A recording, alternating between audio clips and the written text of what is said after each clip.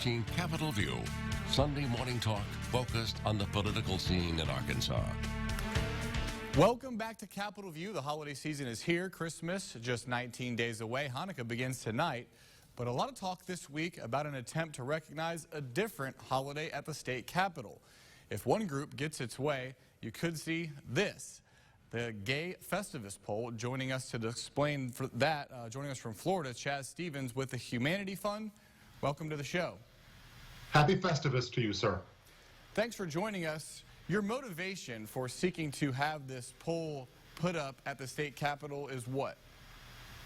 It's airing the grievances. Actually, it's a celebration of the Supreme Court's 2015 ruling reaffirming the right that people of the same sex can get married. So we're raising awareness to that. We're having a little fun with it, and we're raising a few dollars. Obviously, some Seinfeld references going on here, but I wonder, is this a serious attempt to get something you believe in put at the Capitol, or are you trying to poke fun at our state?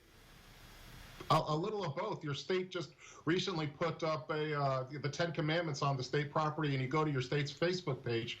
It says that the state capitol is a historic or a religious site. So that's a little troublesome to us who believe in the separation of church and state. So perhaps there's a blending of a lot of different issues here. I'm sure that we could talk for hours about things that I find interesting in Arkansas.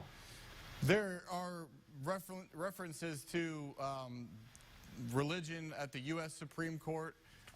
There's references to religion on our money and our Pledge of Allegiance.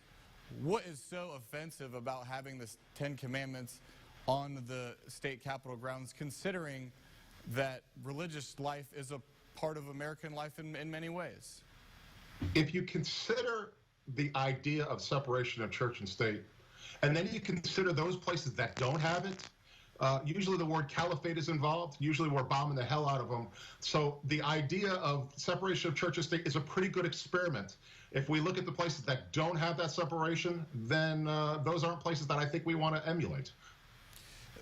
Is the state, though, actually forming a state religion, picking one side or the other by having a religious display that was effectively passed by the state legislature? Why is that the state actually picking a religion as opposed to allowing the state representatives to, and the people, in fact, to practice their religion? There you go. So now you hit that nail on the head. When the United States, the United States court system, the federal court systems, the Supreme Court of the United States, they've long established that it's an all or none principle. It's all or none. So if Christianity, which is approximately 70, 75, 80% of America, is allowed in, then the minority. The idea of the Constitution is to protect the minority view, not the majority view, the minority view.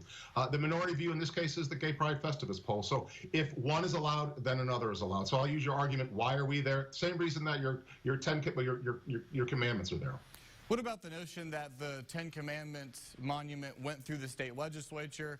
The elected people of Arkansas voted for it, voted for these legislators who passed this piece of legislation. It was signed by the governor. Is that not a different standard than you know, Chaz Stevens from Florida saying, I want to put up this pole? It's a beautiful question. I don't obviously vote in Arkansas. I'm not an elected official in Arkansas. However, the rules in Arkansas say that temporary displays, temporary holiday displays, which I think it's a 5-week period between Thanksgiving and Christmas time, those temporary displays are under the control of the Secretary of State and not going through your historical committee. So I'm just playing by the rules. The rules are you send an application in, your Secretary of State approves it or denies it. I'm not sure why he's going to deny it, because on the application there's, here's the thou shall nots, like your 10 Commandments, and nothing that we have in our display seem to us to violate or circumscribe any of those prohibitions. So we're expecting to be approved. All right. Chaz Stevens from Florida, thank you so much for joining us on the show. Thank you very much. Have a good day. Well, we're back to wrap it up after this. You're watching Capitol View on Sunday morning. Are you having severe neuropathy?